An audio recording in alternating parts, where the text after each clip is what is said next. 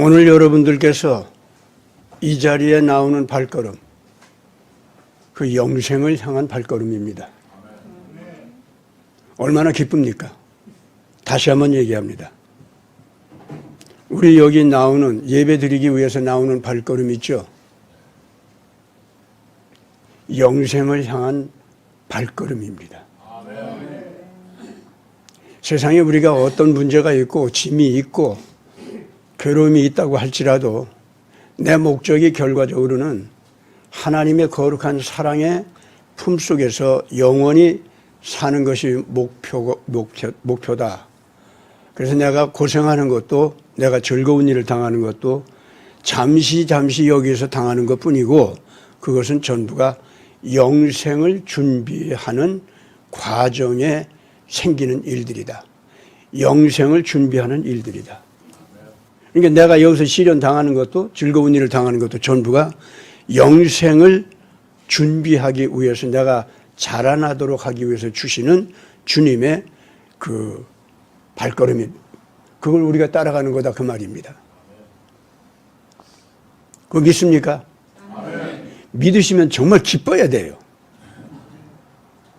여러분들이 지금 무슨 일을 갖다가 당했다고 할지라도, 뭐 딥스테이트가 어쩌고 저쩌고 하고, 요새 지금 보니까 한국을 가지고 또 이제 전쟁 속으로 휘말아 가기 위해서 난리더라고.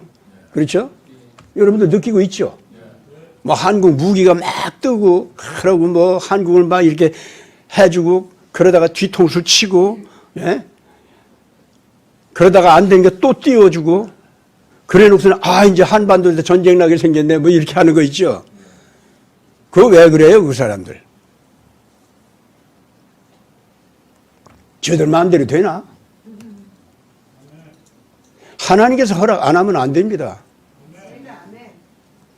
그러나 걔네들이 그런 소리를 짓거리고 하는 거 있죠? 그거는 오늘 우리가 들어서, 한국에 있는 우리가 들어서 영생을 향해서 가는 데 있어서 필요한 자양분이 그 속에 들어있기 때문에 우리가 그런 일 당하게 한 거예요. 믿습니까? 우리가 그런 소리를 들을 때, 하나님이 나 채찍질하고 하는구나. 나 정신 차리라고 하시는구나. 뭔가 깨달으라고 하는구나. 이 전쟁으로 몰려가지 않으면 안 될 만한 우리 잘못이 역시 있다는 것을 자꾸 가르쳐 주시는구나. 자, 그런 걸 우리가 깨달았다고 합시다. 그럼 그것도 영생을 향한 준비일까, 아닐까? 맞죠? 그런가 하면은, 우리가 잘만 하면은, 얘들이 3차 세계대전 아니면 중동전쟁 아니면 한반도 전쟁 뭐 이런 걸 일으키려고 자꾸 이제 끌고 가는 거 있죠? 이것이 결과적으로는 인간이 두 번째 세우는 바벨탑. 그래서 절대로 하나님께서 용납하지 못하는 자들을 가려내는 작업. 요 인간들만큼은, 그러니까 쉽게 말하면 지금 이 중동전쟁으로 확대시키려고 하는 자들과 한반도 전쟁으로까지 번지게 해서 세계적인 위기로 끌어가려고 하는 자들 있죠? 여자들. 요것들이 바로 하나님께서 분명하게 선을 딱 그어서 너들은 안 된다. 너들이 세계 지배라고 하는 이 바벨탑을 쌓기 위해서, 그리고 하나님을 무시하고 모욕하는 세계 통치를 위해서 끝까지 내 자녀들을 갖다가 너들의 전쟁의 공포 속으로 휘말려 들어가게 하려고 난리를 치는구나.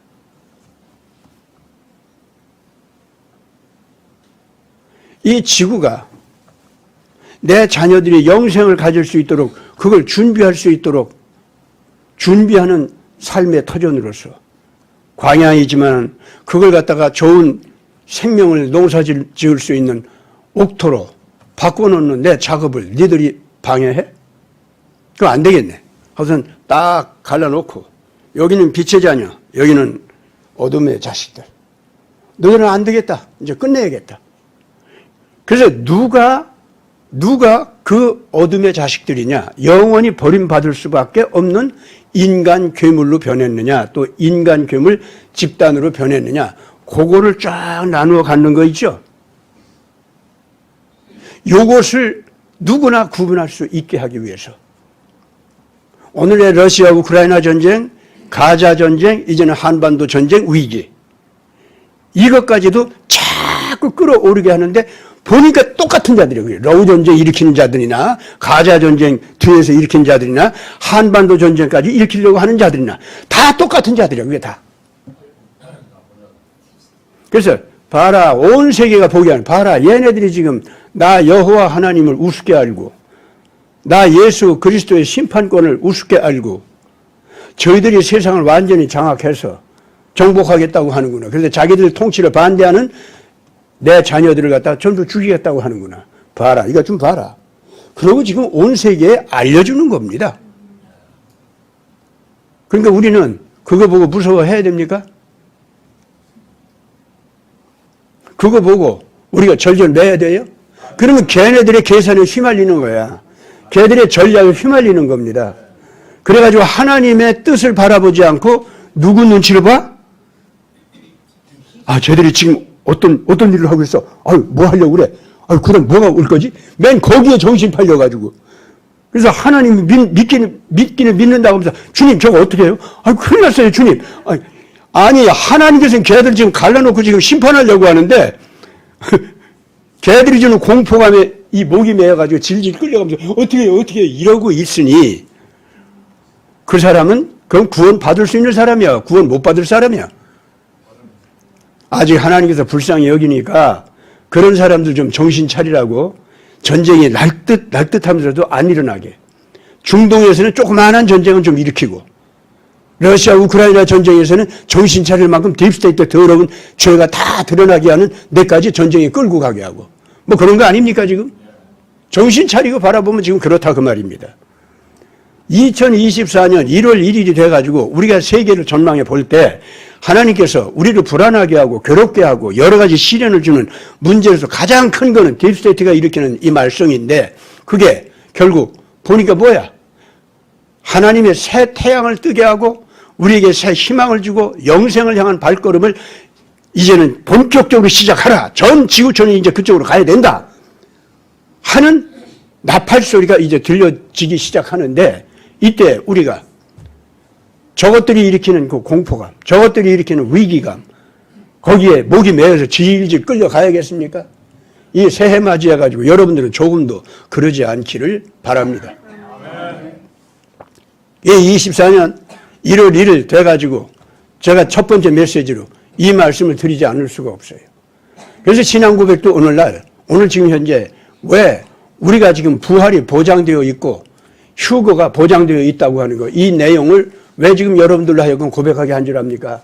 오늘 가서 다시 데살로니가전서 4장에 나오는 우리들의 휴거에 관해서 또 전체 하나님의 자녀들의 영생을 위한 부활, 이 약속에 대해서 다시 잘 보기 바랍니다.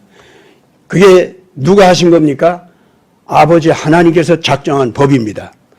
예수 그리스도께서 자기 자신이 부활하시면서 우리들의 부활을 보증수표처럼 약속해 주신 겁니다. 예수께서. 아시겠습니까? 그러면서 이러한 복음을 전하기 위해서 생명을 바쳤던 사도들이 피로써 기록한 그 문서입니다, 그게. 아시겠습니까? 그러면서 오늘 우리들에게 전하는 거예요. 염려하지 말아라. 이 세상에서 너희들이 어떤 시련을 당하고 어떤 공포를 경험하고 어떠한 악독한 폭력에 의해서 고난을 당한다고 할지라도 너희가 내가 준 자유 안에서 나의 진리를 선포하고 내 진리를 선포한 대로 너희들이 의로운 일을 책임지고 나아갈 수 있는 권위, 왕권이죠, 왕권. 왕권이라는 것은 여기서 심판권을 얘기합니다. 예. 앞으로 통치하는 건 이제 앞으로 예수님과 만나서 이제 우리가 해야 될 일이고 왕권이라고 하는 것은 일단 먼저 이 심판권입니다. 누가 인간들 가운데서 인간의 악을 가려내고 심판할 수 있는 자격이 있는 자리까지 가느냐? 첫째, 구원받은 사람들이죠. 구원받은 사람들로서 성장해가지고 자기 자신이 이 지상에서 미숙하고 어린 생명들을 보호하기 위해서 그들을 폭력으로 괴롭히고 학살하려고 했던 그 악한 자들 있죠. 예. 그네들을 갖다 그리고 인간의 영혼을 썩게 하는 소돔 문화 있죠. 그걸로도 가지고 와서 인간을 속이려고 했던 무리들. 이런 자들을 그것이 악이라고 하는 걸 선포하고 하나님의 정의의 법칙을 선포한다 그 말입니다. 그러면 그것이 왕권을 갖는 거, 심판권을 갖는 거예요. 선포한 다음에는 선포한 대로 실제로 그 징계가 이루어지도록 정의를 실천해 나가는 작업을 책임지고 하는 사람들. 만주의 주다 그랬죠? 네. 모든 의를 실천해 나갈 수 있는 권능을 받아서 성숙했기 때문에 책임감을 가지고 미숙한 사람들은 내 품속에 보호하면서 성숙한 사람들은 드디어 불의한 자들을 향해서 의를 선포하면서 그들을 이겨나가는 거대한 정의를 집행하는 활동을 시작을 한다 그 말입니다. 앞으로 이제 이 선교라고 하는 개념과 지금 하나님의 정의를 집행한다고 하는 개념과 이게 분리해서 생각하면 안 됩니다. 왜냐하면 이 시대는 모든 크리스찬들이 이제 드디어 하나님의 정의의 법을 가지고 불의를 심판하는 권세까지도 집행하면서 복음을 전파해야 됩니다. 모든 하나님의 영생케 하는 그 거룩한 복음을 전파한다고 할 때 하나님의 이름을 모욕하고 예수 그리스도의 구원의 복음을 아주 그냥 그 밟아 뭉개면서 증오하는 그런 무리들 있잖아요. 이런 자들에 대해서 이제는 더 이상 용서의 법이 거기에는 해당되질 않아. 그렇기 때문에 이제 그런 사람들을 성경에서는 인간 괴물이라고 하죠. 캐리온, 짐승, 우리 이제 성경에서는 그냥 짐승이라고 했죠, 그걸.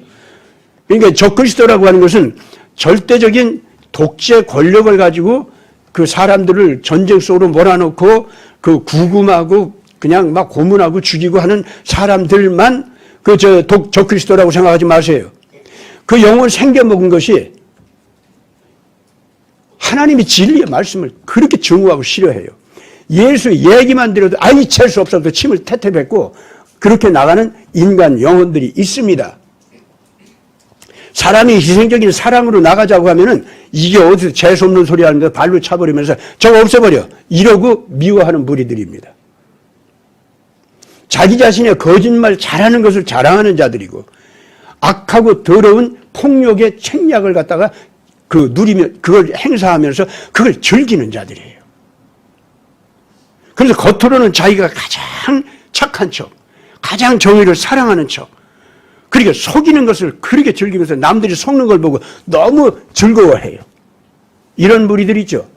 이게 바로 저주받은 사람들이고 하나님께서 주시는 영생을 알아보지도 못하지만은 동시에 이런 자들은 그 영생을 어떻게 취하려고 하냐면 요새 트랜스 휴머니즘이라는 거 있죠. 예.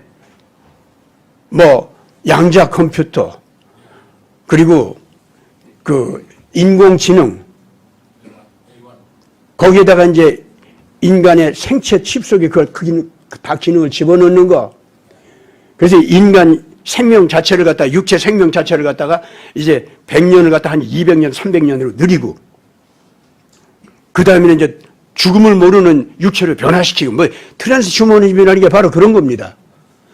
그렇게 되다 보니까 요새 있는 원래 자연인 우리 인간들하고 비교하면은 그런 인간은 신처럼 강해진 자예요, 진짜. 그런 걸 상상하면서 그런 걸 이루겠다고 하는 자들입니다.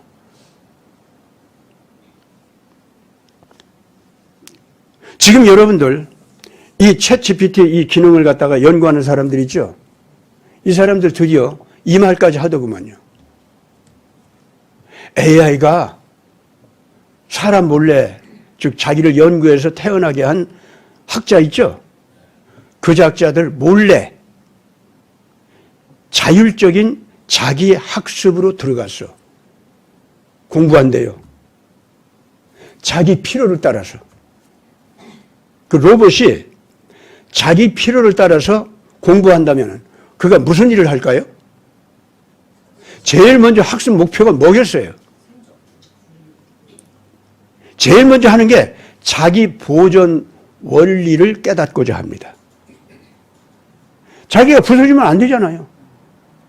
그런데 자기 기능과 능력과 힘을 계속 무한히 성장하는 거 있죠?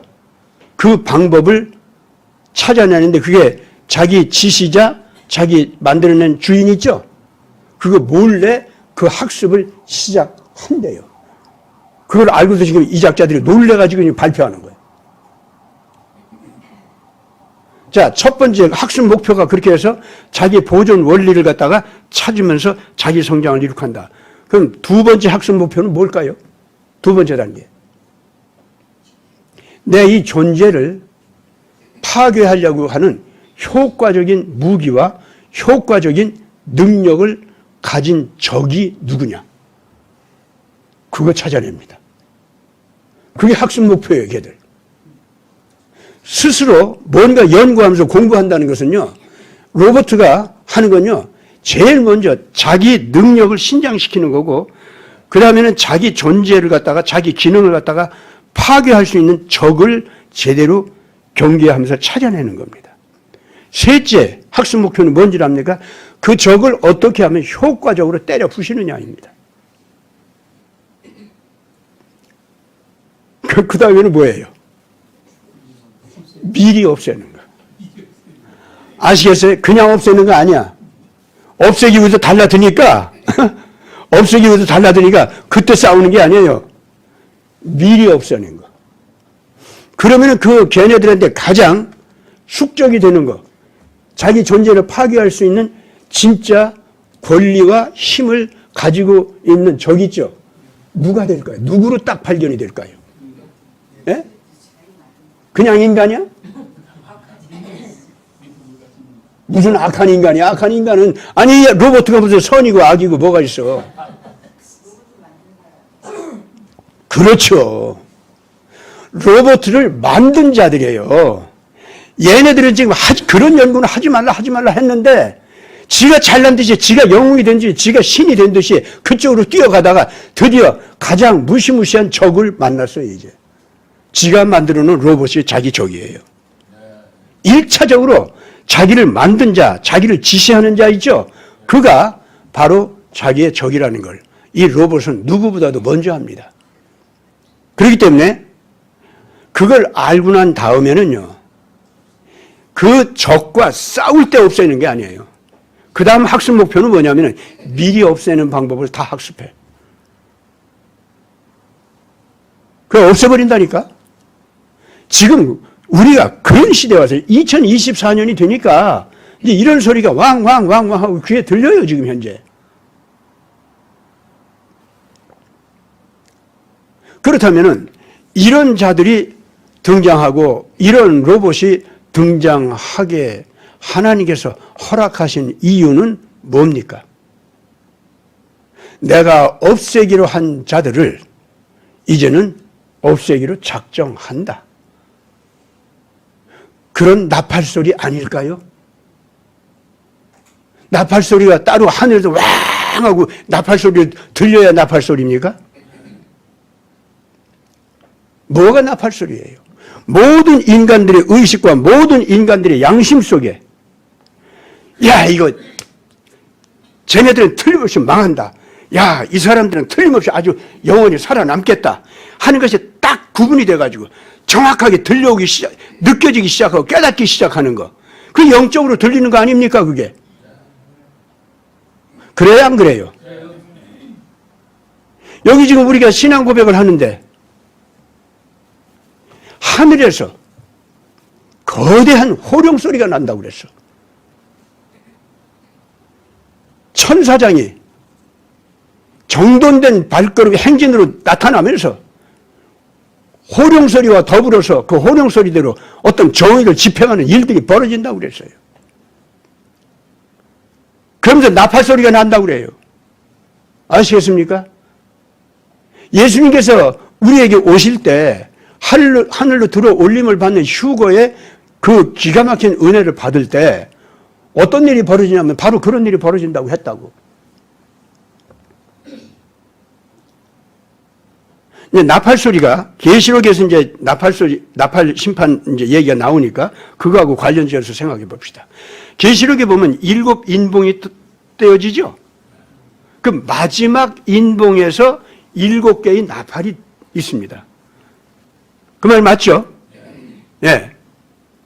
그 마지막 7번째 나팔 속에 7개의 대접 심판이 있습니다.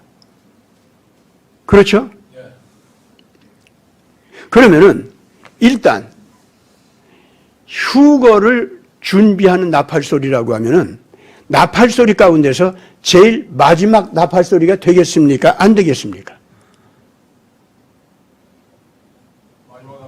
마지막 나팔일 수밖에 없잖아요. 그렇잖아요? 왜냐하면 그 마지막 나팔소리에 마지막 7번째 대접이 막 쏟아져요. 그건 우리가 피할 수 없는 심판입니다. 그건. 그렇기 때문에 마지막 나팔소리와 더불어서 알곡과 쭉정이가 확실하게 쫙 갈라져요. 그때. 휴거도 그때 벌어지는 거예요.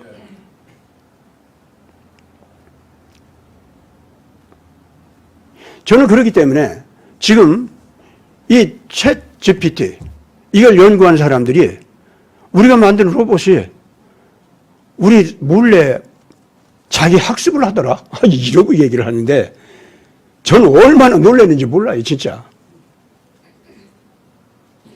걔네들이 학습한다는 건 본능적으로 지금 제가 얘기한 거지 그런 거 학습하는 거예요.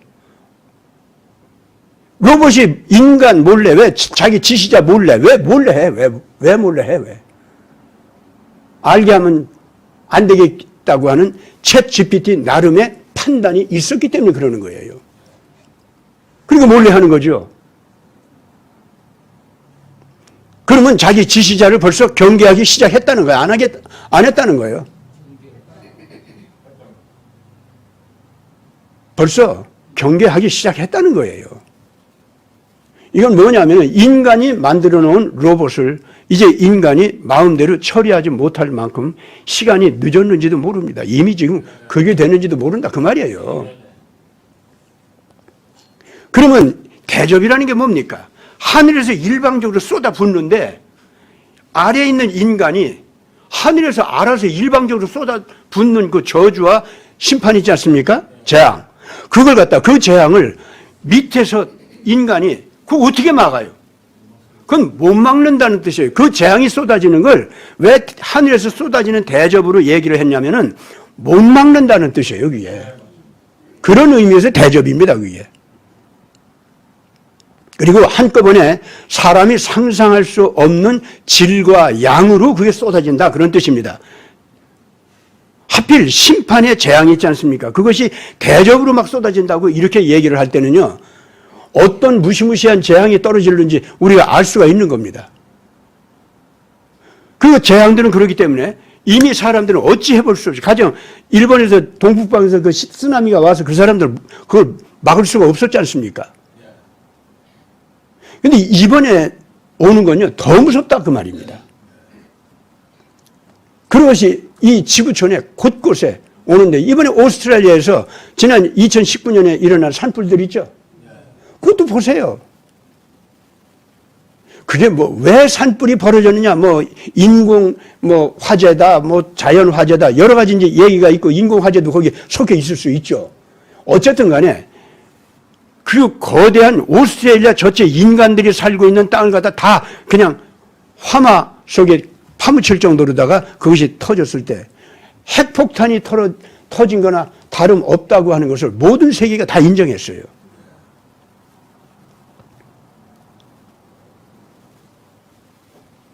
그것마저도 오스트리아 일부분에 떨어진 재앙이었다. 근데 그것도 막아주는 게 뭘로 막았다고? 하늘에서 내려오는 폭우로. 그걸로 막아줬어요.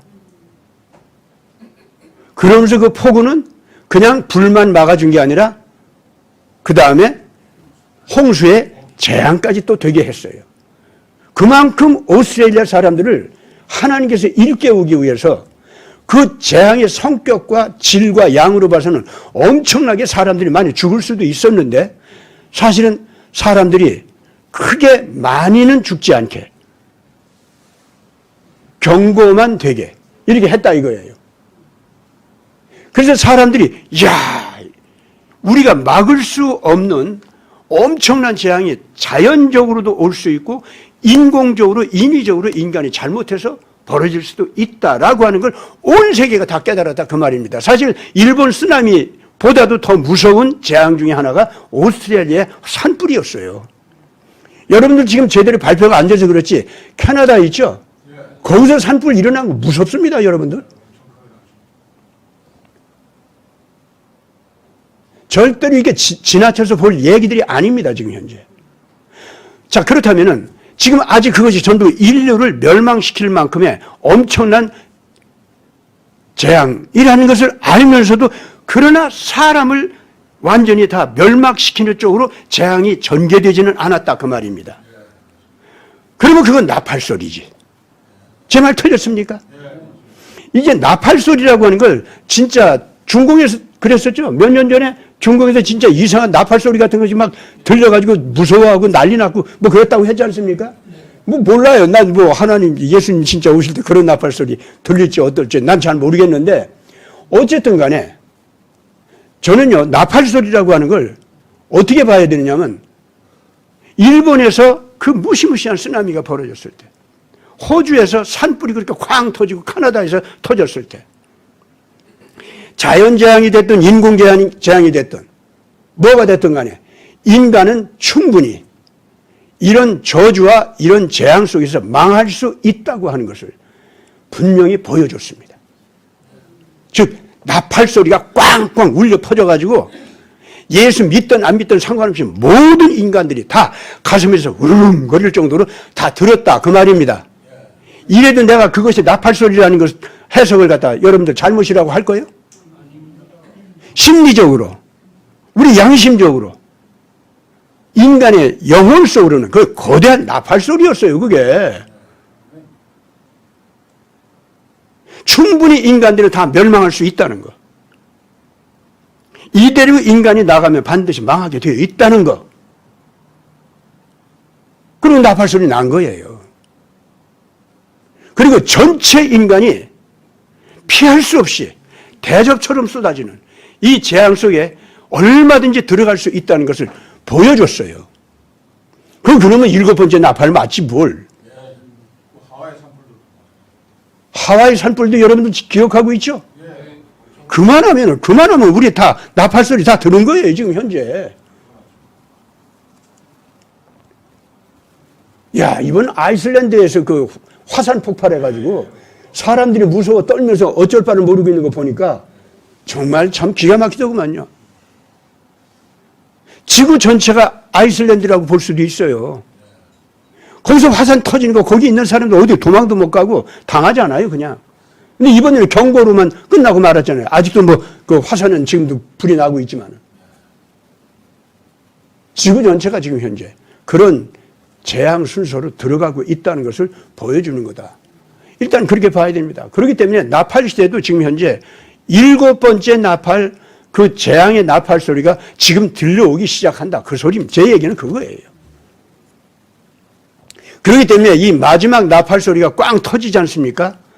첫 번째 긍정적인 큰 그 놀라운 역사, 인간의 역사는 뭐냐면은 바로 14만 4천의 흰옷 입은 하나님의 제사권을 쥔 성도들이 거대한 행진을 하기 시작한다는 그거예요. 그래서 두 증인이 부활한 세대가 마지막 그 적그리스도 있잖아요. 그것과 맞상대하면서 계시록 13장에는 마지막 적그리스도가 등장한 거고 계시록 14장에는 마지막 성도들의 거대한 새 복음 운동이 터지고 그렇게 되지 않습니까? 여러분들이 이 성경 구조를 정확하게 그렇게 알고 있어야 됩니다.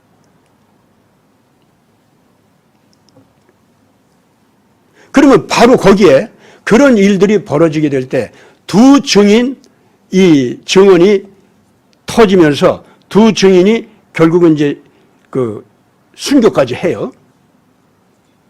그런 과정에서 7번째 나팔 소리가 터지더라 그랬습니다.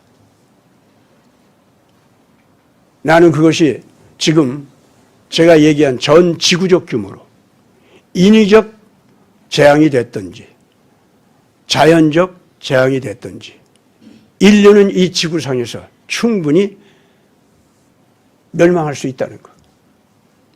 그리고 그 멸망의 저주스러운 기운은 피할 수 없이 지금 인간을 향해서 다가오고 있다는 것.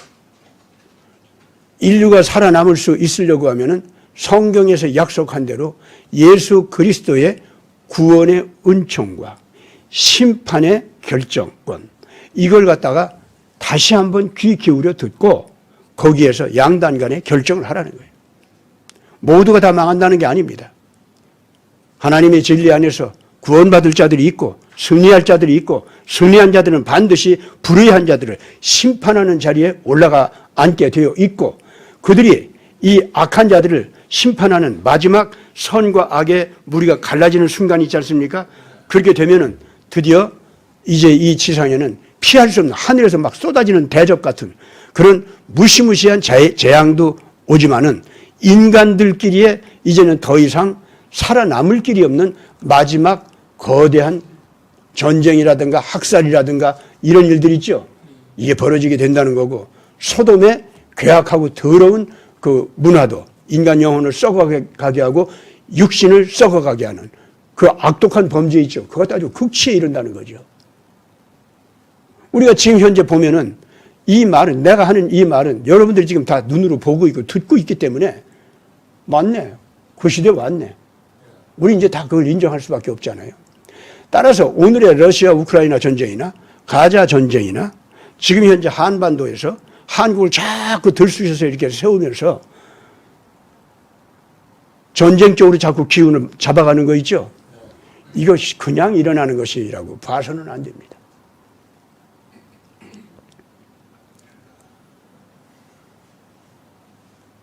따라서 오늘 우리들 이제 이 본문 말씀을 가지고 우리들이 이 새 발걸음을 어떻게 걸어가야 할지 새로운 결단을 할 때가 됐습니다.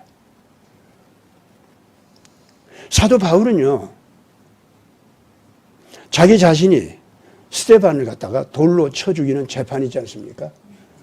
거기에 이것은 정식으로 법적으로 허용되는 재판 자리다라고 하는 그 법적으로 그 허용된 재판 자리라는 것을 인증해주는 그 법관으로서 사울이 거기 서 있었던 겁니다. 그래서 이제 심판받을 스데반이 있죠. 스데반을 향해서 돌질로다가 죽일 사람들은 법을 집행하는 것이지 사람을 그 일방적으로 살해하는 것이 아니라는 거예요.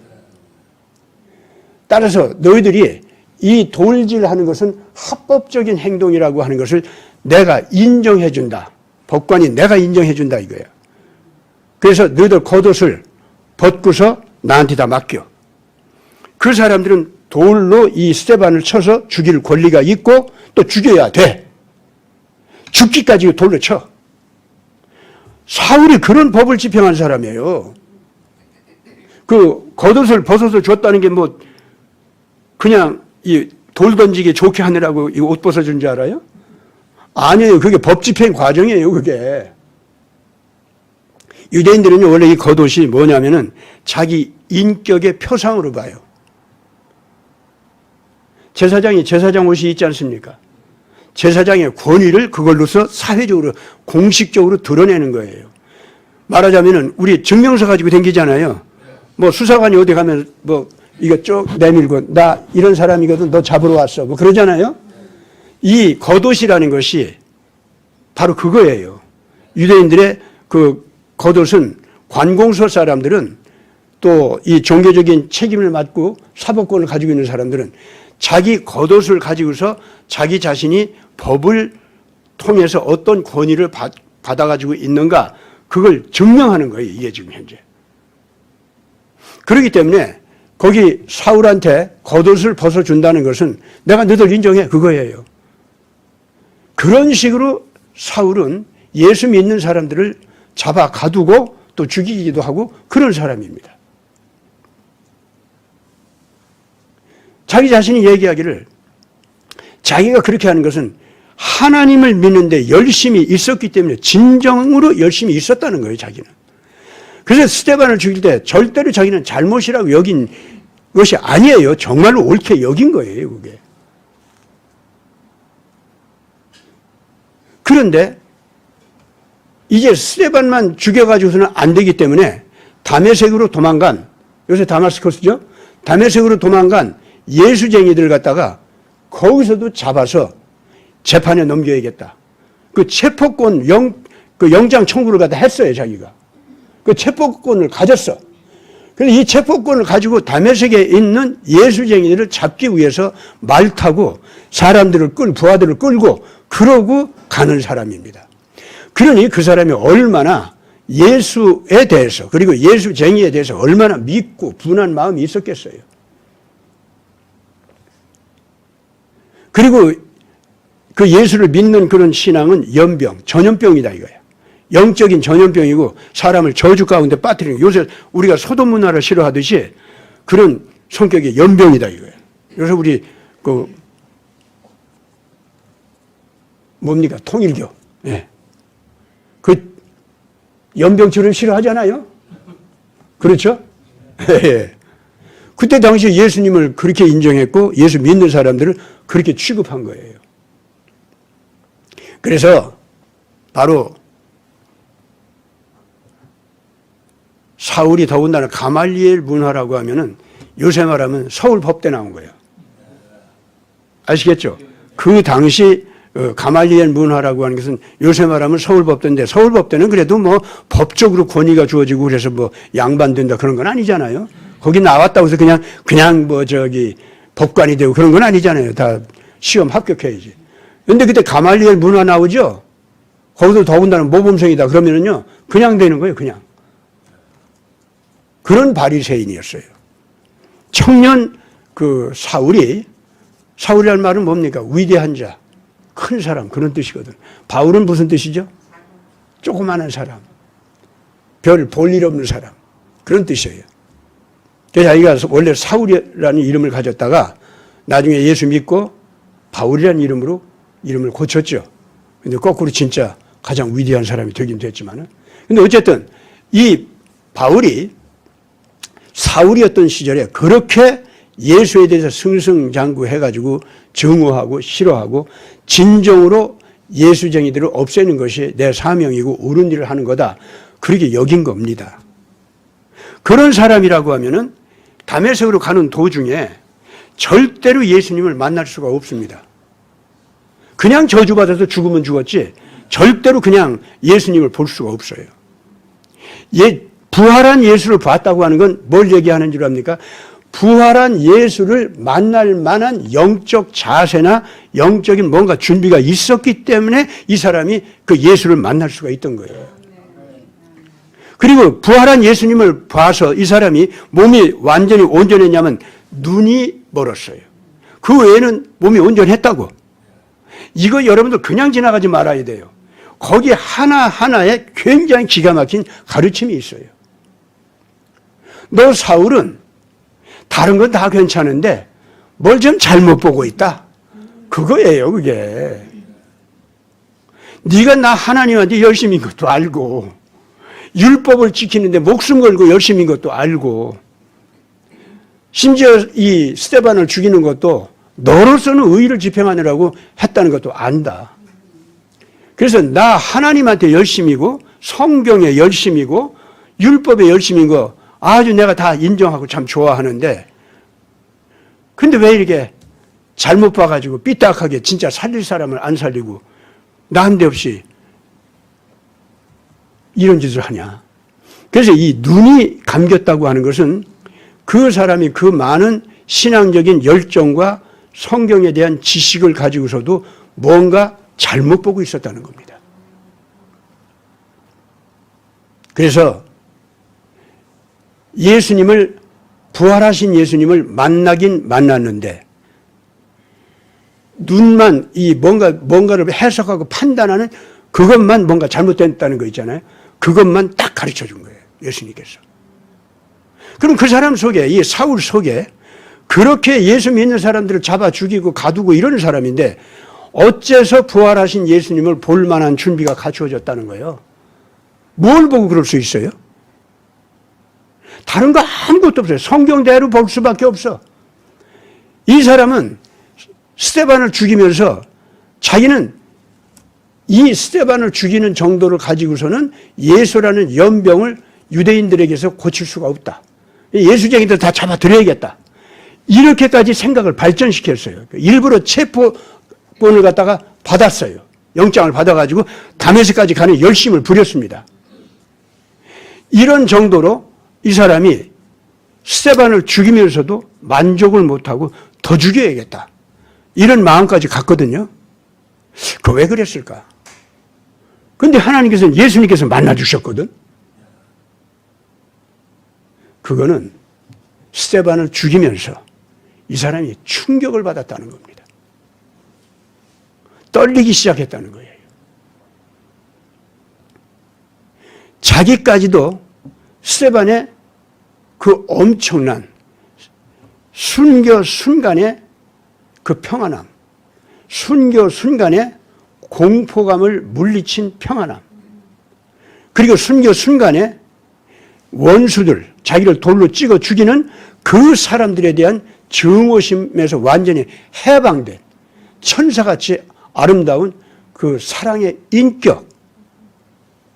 그래서 진심이 어려가지고 죽어가면서도 하늘을 향해서 저 사람들의 죄를 저들에게 돌리지 마시고 저에게 돌려주시옵소서. 내가 대신 다 저들의 죄를 인해서 하나님이 저들에게 징벌을 내릴 그 벌을 내가 다 대신 받을 테니까 주님, 저들을 저 죄악대로 심판하지 마시고 회개하게 하여 주시옵소서. 이러고 기도를 한단 말이요. 스데반이 거기에서 자기는 진리의 원수여 적이라고 여기는 스데반을 갖다가 용서해 주기는커녕 몇 번이라도 더 죽이고 싶어하는 증오심밖에 없는데 도대체 이 사람은 어디에서 이런 사랑이 나오느냐는 거예요. 그리고 자기 같으면 이렇게 어마무시한 이 살인귀 같은 사람들이 와서 돌로 쳐 죽이려고 하면 무서워서 벌벌 떨 것 같아. 자기는요. 네. 근데 이 사람은 무서워하기는커녕 세상에 천사처럼 빛나는 얼굴을 가지고 기도를 하고 있는 거예요. 이 평안함. 이것이 충격이 된 거예요. 지금 현재 이 사울한테. 이 사람은 하나님께 진정성 있게 열심이었다고 그랬죠. 그렇기 때문에 자기가 실제로 경험하는 이 상황 속에서 정직하게 볼 수밖에 없잖아요. 나는 증오심에 가득 차 있는데 너는 원수까지도 사랑하는구나. 나는 두려워서 쩔쩔매게 생겼는데 너는 하나도 두려워하지 않고 죽은 이후에 평안한 하늘나라로 간다고 하는 그 하늘나라의 보좌까지 바라보는 이 기가 막힌 평안함이 있구나. 그리고 어떻게 돌로 쳐 죽이는 나를 갖다가 세상에 징벌을 내리지 말고 내가 대신 받을 테니까 저들에게 회개할 수 있는 기회를 주시옵소서. 아니, 그러니까 사울이 자기 인격과 하나님께 열심인 자기 인격과 같은 하나님께 열심이라고 하는 스데반의 인격에 거기서 대비해서 정직하게, 이 사람은 원래 진리에는 충실하니까 진정성이 있으니까 자기와 스데반의 엄청난 차이를 정직하게 느꼈을 거 아닙니까? 충격이 되겠어요? 안 되겠어요? 자기는요, 지금 하나님 안에서 바리새인이니까 사두개인과 달리 부활한다고 하는 신앙이 있죠. 이거는 가지고 있는데 스데반 같은 이런 식의 확신과 이런 식의 평안은 아니라고 지금 현재. 아시겠습니까? 거기서 이 사울이 놀래버리는 거예요. 그래가지고 와, 나 사울조차도 스데반을 바라보고 완전히 녹아가지고 거기 무릎 꿇을 수밖에 없다 하는 심정이 폭발한 거예요. 자기 내부에서도. 그러니 다른 사람들은 어떻게 했어요? 다른 사람들은 이 예수쟁이들한테 다 녹을 수밖에 없겠다. 이런 생각이 들 거예요? 안 들 거예요? 그런데 그렇게 자기가 정직하게 느껴놓고 정직한 느낌대로 가려고 하니까 하나님 내가 잘못했습니다 하고 통곡하고 울어야 할 거예요. 근데 아무리 생각해도 자존심이 있지. 말도 안 되잖아요. 그리고 나도 홀렸네 이렇게 하는 거야. 나도 홀렸네. 내가 이 예수 귀신한테 나도 홀려가지고 나도 이거 이렇게 됐네. 이렇게 되니까 에이 이거 나 안 속아. 그래가지고 저 예수 연병 저거 가만 안 둬 이제. 그래가지고 다메섹에 있는 크리스천들까지 다 잡아서 없애버리겠다고. 그렇게 해야만 이 영적인 질병에서 내가 예수 귀신에게서 해방이 되겠다. 그러니까 이 사울은요, 다른 한편 내가 예수 귀신이 들린 거 아니야? 이렇게 된 거예요. 그러니까 쉽게 말하면은. 그러니까 이 충격이 되겠어요? 안 되겠어요? 성령으로 말미암아 변화된 사람, 그 사람 편이 어느새 자기가 막 그 사람 편이 되고 싶은 거야. 그 사람 편이 되려고 하다 보니까 자기가 악한 거야. 자기가 말하는 것은 전부가 선이라고 의라고 했지만 다 위선이야. 스데반의 말로 진짜 죽음 앞에서도 죽음의 공포도 이겨내고 자기를 죽이려고 하는 자들에 대한 증오심도 이겨낸 진짜 선이야. 예수의 영이 이런 것을 주는 거다. 그런데 그래도 그게 잘못이야. 내가 옳은 거야. 그걸 밀어내면서 그렇게 하려니까 예수쟁이들을 다 죽여. 이렇게 된 거예요. 그러면서 예수쟁이들을 잡아 죽이기 위해서 이제 말 타고 가면서 어떻게 되겠어요? 예수! 나와봐! 네가 진짜 신이야? 진짜 메시아야? 그러면 나한테 나와봐. 너 살았다면서 도로. 나한테 나와보란 말이야. 말 타고 가면서 속에서 그거 외쳐질까? 안 외쳐질까? 잘났으면 한번 나와봐! 나 지금 너희들 예수쟁이들 다 잡아 죽이기 위해서 지금 나 다메섹으로 가고 있어. 다메섹까지 도착하는 동안 너 못 나타나면 나 다 잡아 죽일 거예요.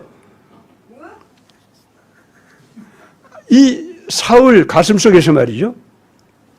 예수를 부르긴 불러야겠는데 예수님 당신 진짜 부활하셨습니까? 뭐 이거는 아니야 지금. 그거는 아닌 거예요. 아시겠습니까? 지금 제가 얘기한 대로 그 예수에 대해서 반발 플러스 확인. 반발 속에 분노는 다 들어있고 반발 플러스 확인하고 싶은 거예요.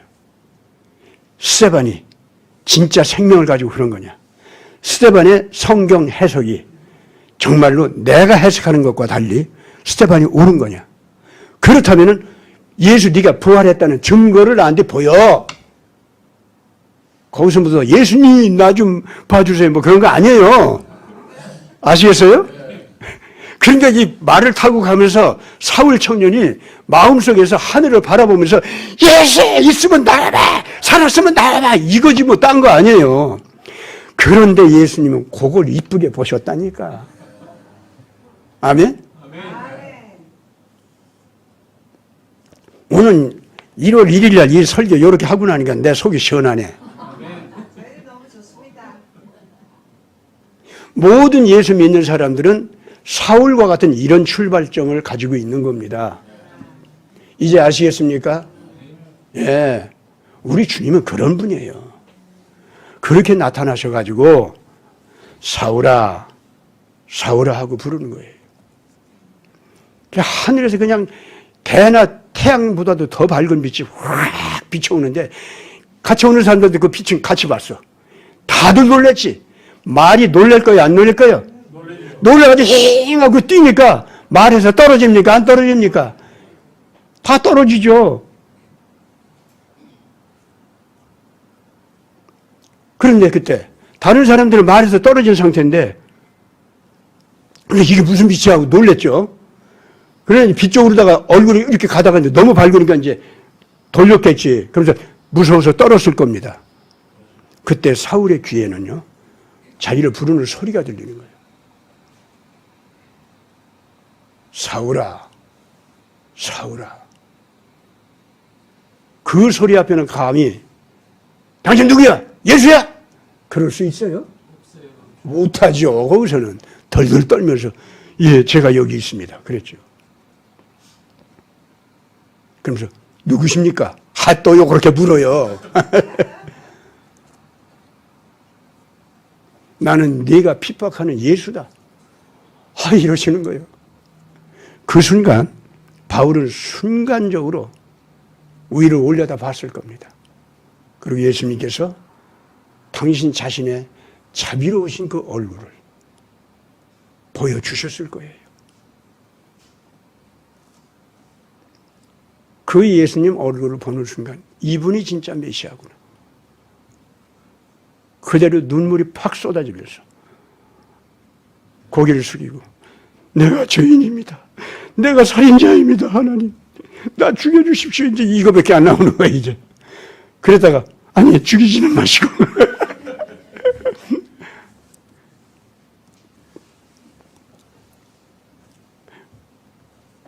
세상에 너 나한테 반발하는 모습이 뭐 같은지 아냐? 저 당나귀나 소나 이런 것들이 밭갈이 할 때 그 뒤에 말 안 듣고 발을 뻣뻣하게 세우거나 아니면 뒷발질 하잖아요?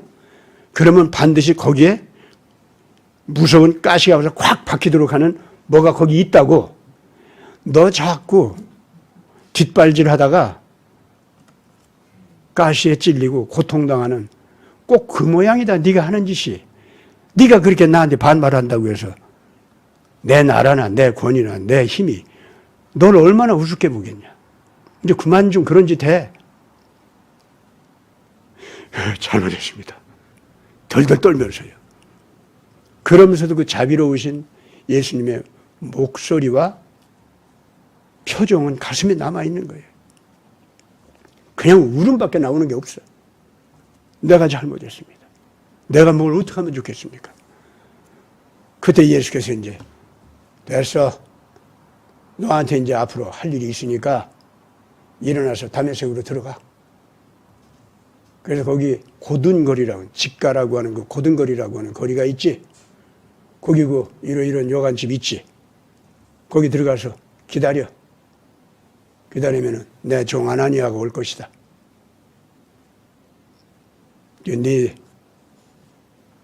앞길이 뭔지 보여줄 거야. 그래가지고 일어났는데 눈이 멀었던 거예요. 자, 뭐 이 사건 이만큼 얘기하고 2024년 여러분들 맞이하면서 이 사울의 영생을 향한 새로운 출발이 있지 않습니까? 예.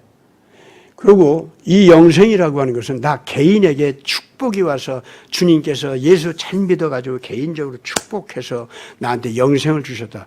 이제 이런 수준의 영생이 아니고 내가 영생을 품고 내 자신의 영생을 한다면 내가 아끼고 사랑하는 모든 식구들이 같이 영생을 하도록 하게 하는 책임이 주어졌다는 뜻입니다. 그리고 내 곁에 나를 아끼고 사랑하는 내 모든 이웃들이 있잖아요. 이 사람들이 모두가 다 이 영생을 가질 수 있도록 하는 책임까지도 나한테 주어졌고, 책임이 주어졌다는 것은 그 사람들한테도 모두 영생의 낙원을 갖다가 주는 즐거운 희망이 생겼다. 그런 뜻이에요. 이거는 하나님께서 보장하시는 거고 메시아께서 이미 약속하신 거기 때문에 틀림없이 이루어지는 거고 내 능력으로 될 건 아니야. 나는 내가 다만 책임지는 것만큼만 열심을 내면 되는 거예요. 그 열심 낸다는 게 딴 거 아니에요. 내가 나하고 부딪히는 사람들 그냥 아끼고 사랑해주고 예수님 선포하고 그 예수님 뜻대로 함께 살아가는 거 있죠. 그거 같이 살자고 막 그 해주고 그러면 되는 거예요. 그럼 다 문제가 해결돼. 그러면 국가도 새로워져. 국가가 새로워지면 국가 대 국가의 관계 속에서 다른 나라 사람들까지도 살려줄 수 있는 엄청난 권위와 권능이 생긴다. 그 말입니다. 2024년부터는 우리 사울과 같은 영생을 향한 이 발걸음 출발합시다. 아멘. 다 같이 기도합시다.